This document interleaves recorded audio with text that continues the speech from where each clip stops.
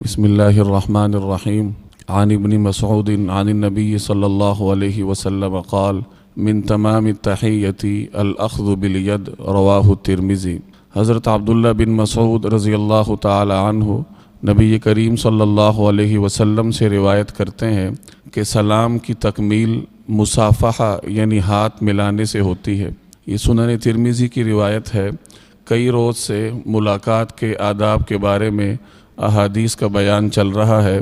اس روایت میں نبی کریم صلی اللہ علیہ وسلم نے سلام کی تکمیل مصافحہ یعنی ہاتھ ملانے کو قرار دیا ہے۔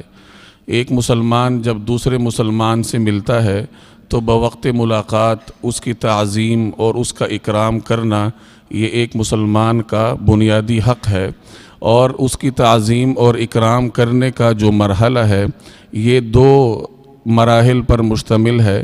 پہلے نمبر پر سلام کیا جاتا ہے، زبان سے السلام علیکم کہا جاتا ہے جس پر 10 نیکیاں ملنے کا وعدہ ہے، اور دوسرے نمبر پر ہاتھ ملایا جاتا ہے، مصافحہ کیا جاتا ہے۔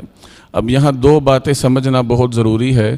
ایک تو یہ کہ جب انسان دوسرے مسلمان سے ملاقات کرے تو ہاتھ ملانے سے پہلے زبان سے السلام علیکم لازماً کہا کرے، کیونکہ اگر زبان سے السلام علیکم نہیں کہیں گے اور ہاتھ ملا لیں گے تو اس سے لفظ السلام علیکم پر ملنے والی نیکیوں سے محرومی ہوگی۔ اور دوسری بات یہ سمجھنے کی ہے کہ ہاتھ ملانے سے پہلے اپنا اور اپنے مخاطب کی صورتحال کو دیکھ لیا جائے۔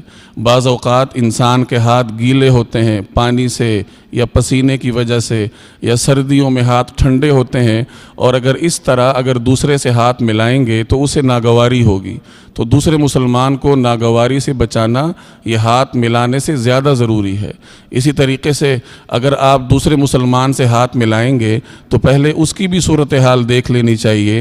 ہو سکتا ہے اس کے ہاتھ میں چائے کا کپ ہو، پانی کا گلاس ہو، یا لکھنے کے لیے قلم اس کے ہاتھ میں ہو، اور جب آپ اس سے ہاتھ ملائیں گے تو اس کو وہ چیز رکھنی پڑے، اس سے بھی اس کو ناگواری ہوگی۔